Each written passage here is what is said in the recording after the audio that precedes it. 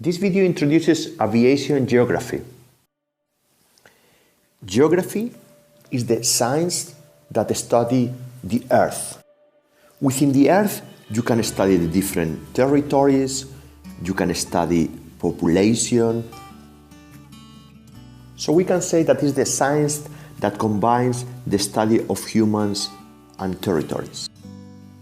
Now, when we talk about aviation geography, what we try to study are the different stakeholders, ATM, airlines, airports, and so on, that compose the aviation industry. Let's start to look at one by one. But before going into one by one, let me show you this airport map, which collects all of the stakeholders. Passengers arriving and departing to the airport, to take the airlines, which uses all those planes that have been produced by the aircraft manufacturers.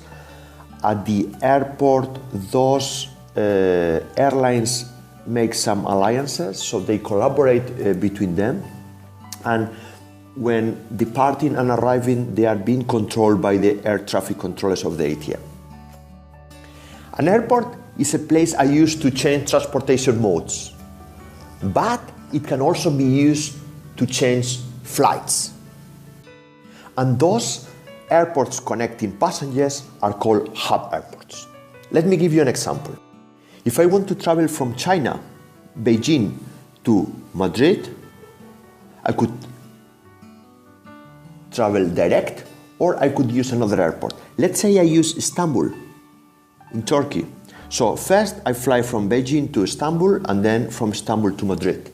So this Istanbul airport is acting as a hub in that case. Non-hub airports are the ones which only have point-to-point traffic. They don't change passengers' planes at the airport. If I go to my home country, Spain, and you go in the north of Spain, there is a place called Asturias. It's a small airport which they have flights in and out, but there are not people changing flights at that airport. So this airport is considered a non-hub airport. Other classifications for airports are primary airports and secondary airports. Primary airports are the main airports of a city, that be a small city or a big city, and secondary is the second one. In some cases, when one city has a single airport, it's the primary airport, but airlines wants to find an alternative way to fly, they go outside of the airport, of the city, and they go to a secondary airport, which might be another city. These secondary airports are normally airports farther away from the city center. They have less luxury on the airport, so very often are used by low-cost carriers as a way to provide a lower cost for them and lower tickets. Another stakeholder of the aviation industry are aircraft manufacturers. They are the ones making the planes, designing, manufacturing, and so on. If we look at commercial aircraft, we can divide it among three main groups, which are regional, narrow body, and wide body. Basically, regional are planes of, roughly speaking, less than 100 seats, narrow body something between 100 and 200, and wide body more than 200. One way to distinguish narrow body of wide body is that wide body normally will have more than one aisle, normally two aisles between the different seats, whether narrow body will have one single aisle. We have different manufacturers around the world, but if we start with wide body, like the big aircraft, we have only two, which are Airbus and Boeing, are the only two companies worldwide producing wide-body aircraft. Almost same for narrow body, which again are Airbus and Boeing, but there is one new one, a Russian, Sukhoi, who is producing a narrow-body aircraft. When we look at regionals, we have Bombardier, we have Embraer in Brazil, we have COMAC in China, producing regional aircraft. So as we can see, there are just few of them because there is a very, very complex and sophisticated business, so there is not easy to start a plane company. Those planes are used by the airlines, and in the case of the picture, we are talking about Airbus 380, which is operated by the airline Qantas from Australia. The different types of airlines that we have, we can summarize in mainly three: full service carriers, low-cost carriers, and regional carriers. Let me introduce more in details the first one, full service and low cost. So the main differences of full service carrier versus low-cost carriers are the following. If we look at airports, full service carriers tend to use hub airports, whether low-cost carriers most of the times use secondary airports. From the alliance point of view, full service carriers tend to belong to one of the alliances, but low-cost carriers tend to be independent. If we look at the aircraft types they use, full service carriers tend to have different types of aircraft at different size, wide body, narrow body, whether low-cost tend to have single aircraft type in order to optimize the cost, to have the lowest cost available. And two examples could be as a full service carriers. In Turkey, we have Turkish Airlines, and as a low-cost carrier, we have Pegasus Airlines. Another very important stakeholder of the aviation industry are the passengers, those people that want to travel from A to B. If we look at why they travel, what it can be called travel purpose, we differentiate between two types.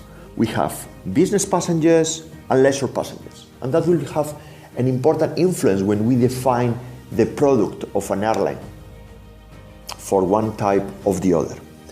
If we look at destinations, then we have domestic passengers and international passengers. Again, here, if we look at the airport, it's not going to be the same setup for domestic passengers versus international passengers, that they need more checks for the visa, passport, and so on. Another important element of aviation is the air traffic control, also called ATM, which stands for Air Traffic Management. It's a service to guide the aircraft from the ground, mainly to avoid collisions among aircraft. The different types are: one, ground control, to guide the plane on the airport ground. Second, local control, which means mainly the takeoff and landing phases of the plane, of the flight. Third, approach, which means when airplanes are getting close to the airport when flying.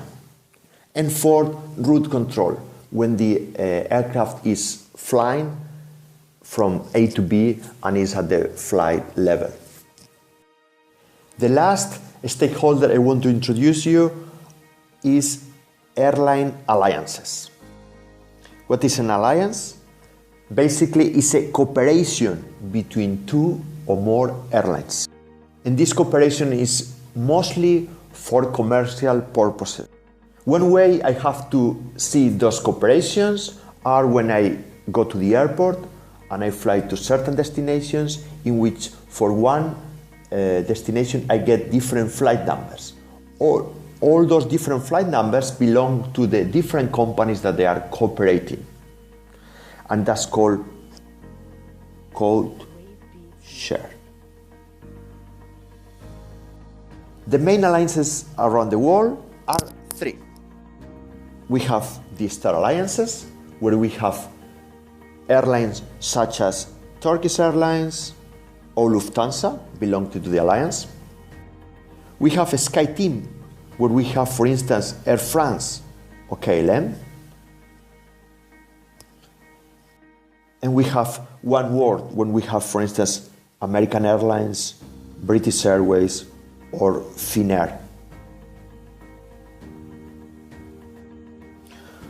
Summary.